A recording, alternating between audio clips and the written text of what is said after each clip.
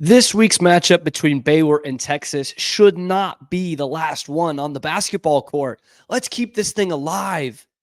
This is Locked On Baylor. You are Locked On Baylor, your daily podcast on the Baylor Bears, part of the Locked On Podcast Network, your team every day. Thank you for joining us for another episode of Locked On Baylor. Happy Wednesday to you. Today's episode brought to you by GameTime. Thank you for making it your first listen today and every day. Obviously, still coming off just a great win, an unbelievable night at the Foster Pavilion on Monday night. The Bears, obviously, big second half comeback. They go from down 8 at halftime to up 8 at full time. To beat the Texas Longhorns 93-85 in what could be their last matchup on the basketball court. Certainly the last matchup as in the regular season as Big 12 conference foes, unless UT pulls a Colorado and comes back to the Big 12 10 years later in a heroic return. I doubt that'll happen. But it was a ton of fun. Obviously, all the emotions go into play on that game Monday night. And it's to the point where we've still got storylines that I wasn't even able to fit into the post game or yesterday's show. And the biggest one of that comes from Texas's head coach, Rodney Terry. Rodney's had an interesting couple of years at UT. Coaching wise, I really liked his resume. I liked the hire when UT decided to keep him on full time, because he was a guy who was the main recruiter for a couple different regimes, which is not something you see often in college sports, neither in football nor basketball, because usually a new coach will come in and he'll bring in his whole staff. Well, Rodney Terry was on Shaka's staff and was on Chris Beard's staff as well. So that's high praise. And he was obviously bringing in some blue chip recruits that head coaches, Shaka mainly, didn't really turn into much. And he still was able to keep that momentum even with Chris Beard off the board. They lost Eve Messi pretty much to that. But he is still landing Trey Johnson, who was one of the top guards in this year's class, as a matter of fact. And he's actually fallen behind VJ Edgecombe, the Baylor commit, in a lot of those. So bang on. But he's able to keep them. And so I'm thinking, there's a lot of positive momentum in Texas basketball, but that has washed away this year. Now, let me say this before I get into what he said after the game. This is still a tournament team, even though they still are on the bubble, according to some people. I think this is a solid tournament team. And to be honest, it wouldn't even surprise me if they make a run. I mean, lest we forget, they did expose Baylor defensively for 24 minutes. Now the game's 40 minutes and they didn't win because they rarely beat Baylor.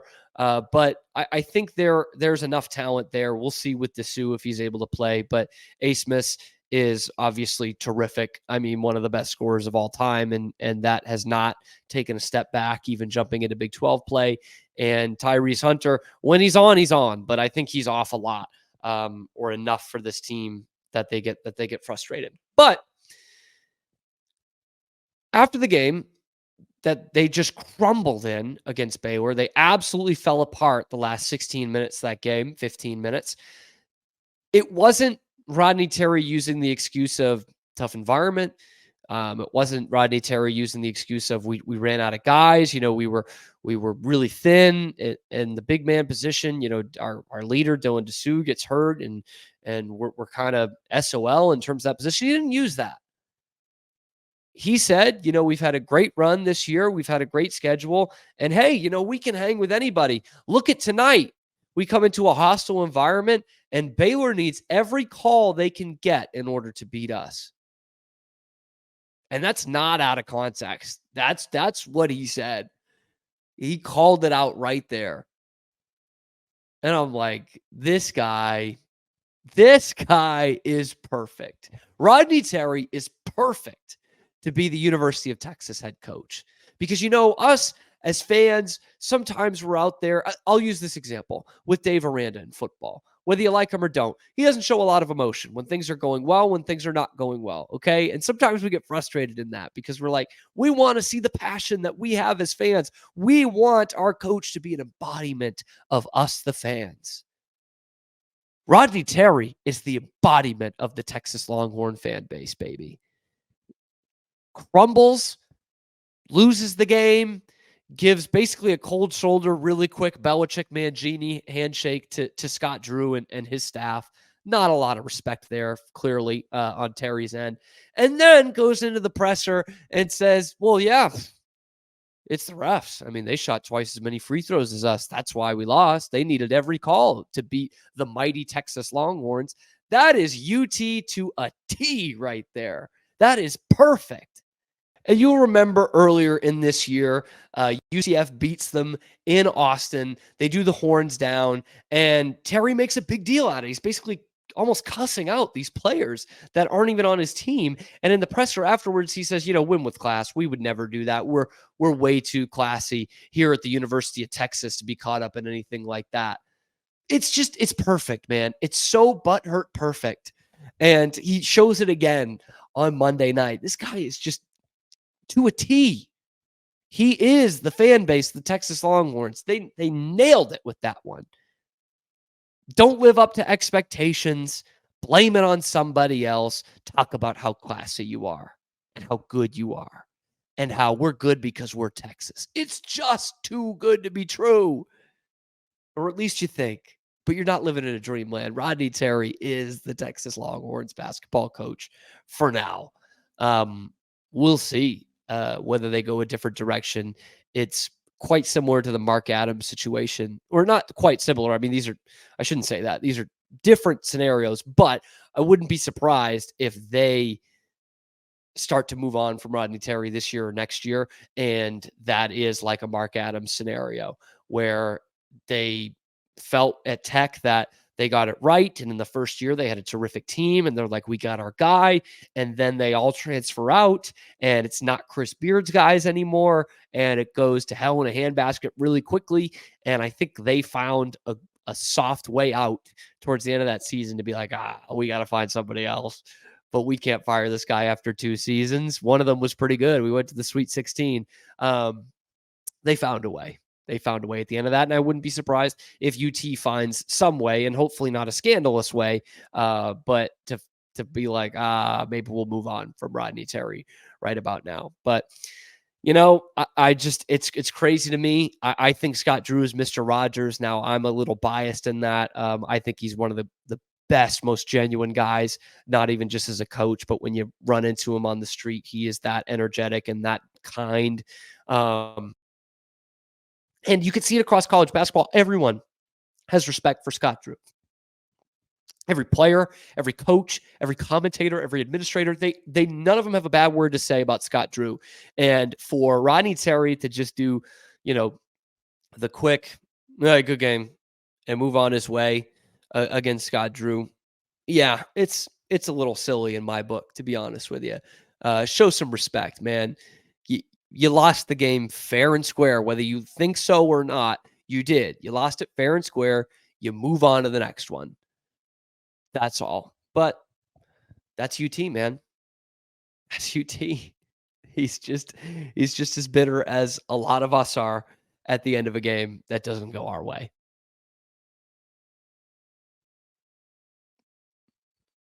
Today's episode of Locked On Baylor is brought to you by GameTime. That is the best place to buy tickets. Look, we're headed towards the Big 12 tournament, the NCAA tournament. You want to be there as the Bears are making a magical run in March. Well, the only place to do it through is GameTime because they're not doing any of that crud that you deal with other places. They're not doing the hidden fees. They're making sure you could see the view from your seats before you hit purchase. I love that they tell you, which goal they're supposed to be shooting on or which bench is going to be there. That is all part of the fan experience, and GameTime has got you covered. It is the best place for flash deals throughout the week, but also those last minute tickets, the day before, all the way up to an hour after tip off, you can land a ticket through GameTime. So take the guesswork out of buying tickets with GameTime. Download the app, create an account, use the code LOCKED ON for $20 off your first purchase. Terms do apply. But again, create an account in the GameTime app and redeem the code LOCKEDON, LOCKEDON, for $20 off. Download GameTime today. Last minute tickets, lowest prices guaranteed.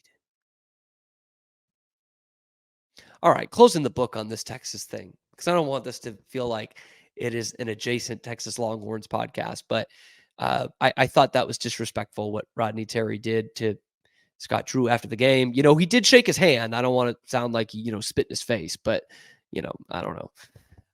And then coming on after the game and saying it's the ref's fault when his team was gassed and was fouling all over the place, and he made them foul to the equivalent of 10 free throws in the last 80 seconds of the game or so. So whatever, I'm going to move past that. And we can have fun with, Texas being out the door now and off to the SEC, and they're ducking us because they're ducking their in-state rivals because they're not as good as them. But we need to preserve this.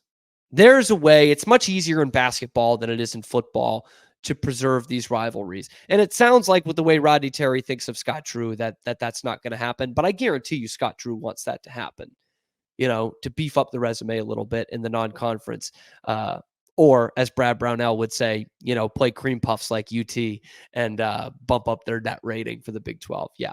But seriously, it feels like there's no reason we can't have Baylor and UT in December, early December. Home at home would be perfect. That's the way it should be.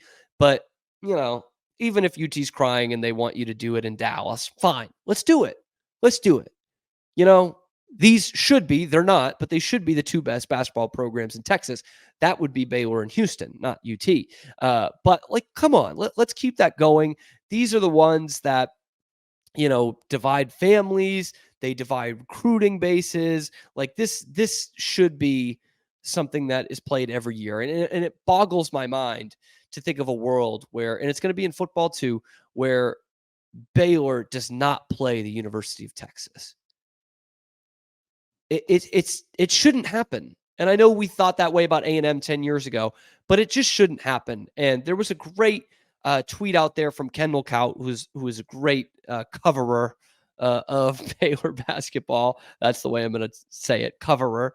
But he had put out there before the game that this is whatever the 263rd. I don't want to say the wrong number for this. Okay, I'll read it. Baylor and Texas played their first college basketball game ever against each other, and each has played the other more than anyone else. We shouldn't be getting rid of that. There's actually so much history intertwined between these two teams. I mean, think about that. That stat. They each played their first college basketball game against each other.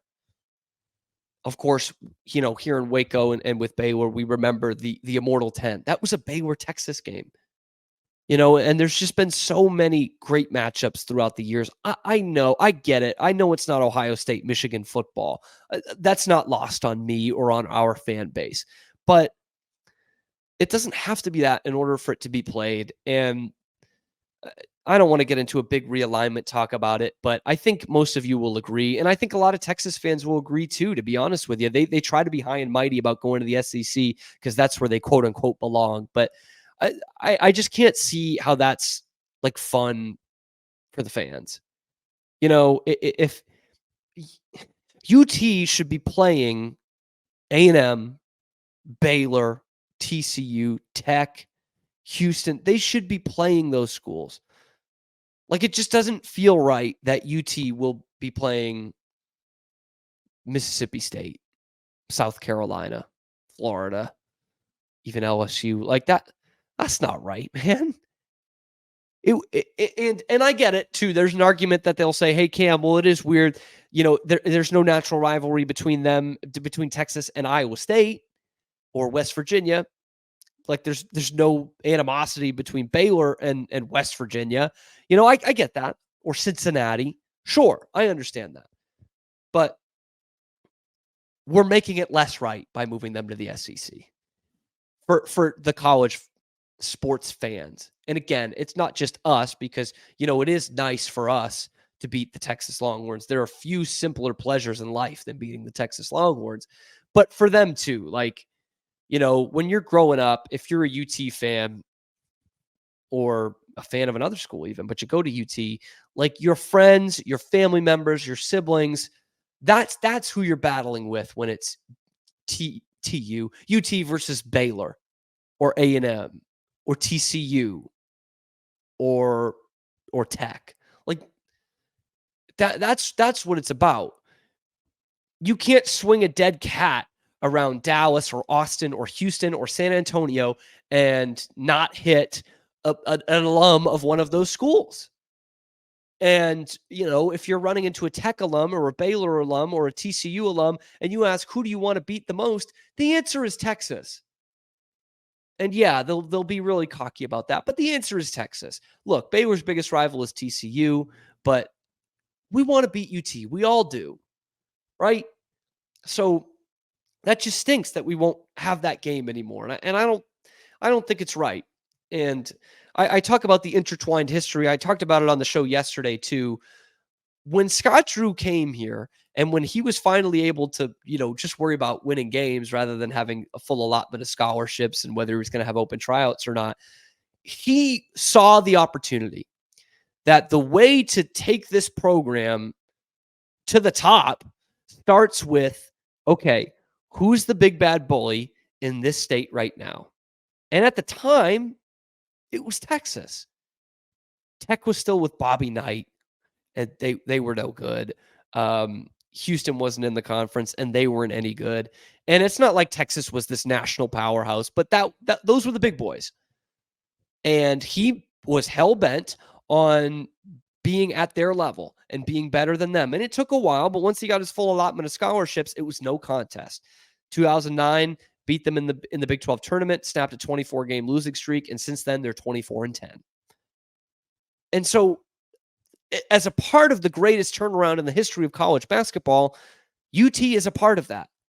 Now it's Kansas that he's going after and being neck and neck with, right? But at first it was Texas. And I think the goal initially, whether he said it out loud or not, was to be the best program in Texas. And that's where he got to. Obviously, the second national champion ever from the state in basketball. So all that to say, it's a part of the fabric of these programs to have one another. And, there's just no juice for UT Georgia basketball, but there is for UT Baylor basketball, whether you want to admit it or not. So make this happen. I've heard rumors that there's already talks of it going on. It's not like football. You can schedule these and it's not going to hurt your season. It's not going to derail your season. Let's make this happen. There's no reason for Baylor UT to not be playing in basketball, even when they're not in the same conference. Which leads me to my greater point of just bring back the Southwest Conference. That's what it needs to be. We don't need Iowa State, West Virginia, Cincinnati.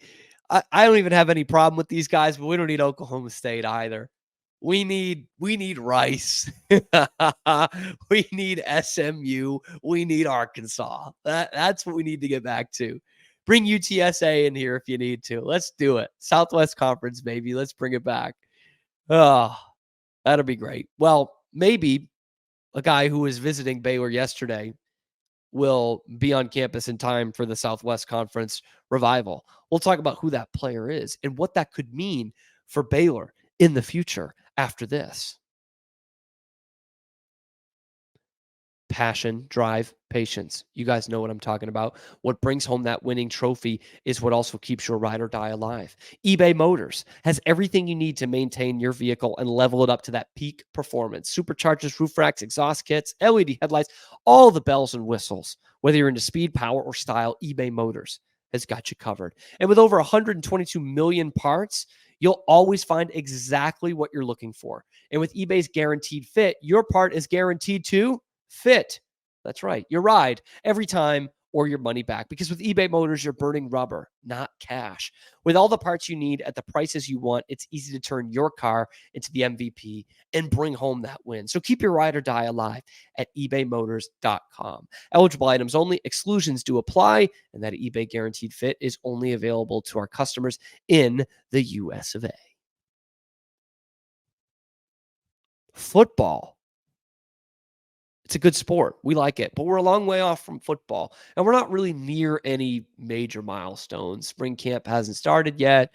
Transfer portal ain't really a big thing right now. Spring game's a couple of months away, but Baylor did have a big time recruit come to visit yesterday.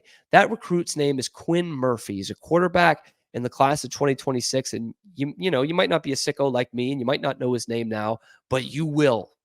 You will know that name very soon. He's going to be one of the best and one of the top quarterback recruits in the country in the next year or two, because he's got a couple years left in high school. Now, he plays at Argyle Liberty Christian for Cowboy Hall of Famer Jason Witten, who's the head coach there, who has turned that program around. They were terrible when I covered them when they played Midland Christian in 2021. They were terrible.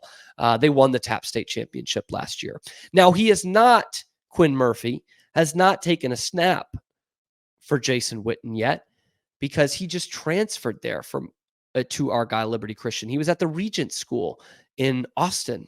And in fact, this is great. This is the story. So Argyle Liberty Christian won that TAP State Championship in Waco at Waco ISD Stadium on December 1st. They won 52-10. And you know who they beat? Did I hear that in the back? That's right. The Regent School of Dallas. Or Austin. Sorry. Regent School of Austin. Quinn Murphy was the quarterback on the losing side, and he actually announced last month that he was transferring to Argyle Liberty Christian up in the Metroplex. So that's where he goes. He did not play in that state championship game. He suffered an ankle injury in the semifinals, I think. And so he didn't actually play in that game. So maybe a little bit more lopsided than it would have been. But he announced that transfer. So if you can't beat him, join him. And he's going to be learning under a Hall of Famer in Jason Witten. But I'm telling you, this kid, his numbers are off the charts. He, in 2023, by the way, started as a freshman at Regent School and threw for 33 touchdowns to just 3 picks. And then this past year, he does a little bit better, goes for over 3,000 yards, 52 touchdowns through the air, 8 interceptions, 5 more touchdowns on the ground. This kid is just built like that pro-style quarterback already, and he's a sophomore. Okay, 6'3", just under 200 pounds. So that he'll obviously bulk up a little bit there, but a big kid. He's got more muscle than I do, which isn't saying very much, but he's a 15-year-old kid. 77% completion rate this season. Fantastic. I'm going to the QB hit list, which is a great website for some of these prep quarterbacks. And they grade him very highly, 93 already as a sophomore. They say he's got a beautiful deep ball. Pocket presence is great, which you can see both those things in his huddle tape, which I did watch today. I am a game film junkie at this time of year, mostly for the NFL draft, but also for high school sophomores. 77% completion rate, cool in the pocket. He can get out of the pocket a little bit because you see those running stats, but when you watch the highlights, you'll see that he's not someone who is like extending plays with his legs and keeping defenses on their toes with that. He is just someone who can get out of the pocket, big body, athletic kid. But I don't see him as like this great dual threat quarterback at the next level, but can certainly deliver a good deep ball down there. And he's still growing. Like he is still molding. I'm telling you, man, in the 2025 football season, when he's a senior, he's going to be talked about as one of the best quarterbacks in the entire country. You are going to know the name then. Trust me, especially if you're up there in that Metroplex. He is going to be a highly touted recruit. So he's on campus yesterday. He tagged Jake Spavital in his Twitter post that he's going. So it just makes me wonder if they can keep this coaching staff in order by the time he comes to campus, which of course would mean good things. That would mean they're succeeding. That is this the kind of kid that wants to play for a Spavital offense like this? Because you go back to the last time we ran this offense, and the answer is probably yes. Probably yes. Now, Art Briles did not need 5-star quarterbacks, and in often cases he didn't have them. But towards the tail end of that, you started to see that shift from the guys like the Nick Florences and the Bryce Pettys and Seth Russells, who were tremendous quarterbacks, but weren't these humongous recruits at high school, to his last year pulling basically the number 2 quarterback prospect in the entire country in Jarrett Stidham. Like, that was going to start to shift. These guys were starting to come. They wanted to play in this offense. And I mean, why not? I know it's not the prototypical pro style, but it's a lot closer to the pro style than it was 10 years ago. These spread offenses, almost air raid offenses. And you've seen guys succeed in the pros playing in that system in college, which you didn't see before. Guys who were Patrick Mahomes in college did not succeed in the NFL before, well, Patrick Mahomes. But Josh Allen's the same way. And we're starting to see it more and more, these spread offense guys, which, by the way, RG3 was succeeding in the NFL before all the knee injuries. He absolutely was. He was the rookie of the year and looked like the guy who's revolutionizing the quarterback position with that kind of athleticism. So Quinn Murphy, take a good, long, hard look at the guys that Jake Spavital has groomed at the quarterback position, because you will not be disappointed. You will not. College stars and some NFL guys in there too. What a lift that would be for the Bears if they can get his signature. They weren't the first ones on him, but they aren't the most recent ones on him. So it's going to be interesting to see not just Quinn Murphy, but these skill position guys going forward who are liking the look of this offense. Adam Schobel from Columbus High School is another one who is, still clearly very interested and excited. He said as much to be a part of this offense. So anyway, keep an eye out on that. Let me know what you think about this Baylor-Texas rivalry and whether we should keep it intact. Let me know what you think about Rodney Terry down in the comments below. We will be back tomorrow. What we're going to talk about, I don't know yet. It's going to be fun, though. It's your favorite show, and thank you for making it your first listen today and every day. We'll be back tomorrow with more Locked On Baylor.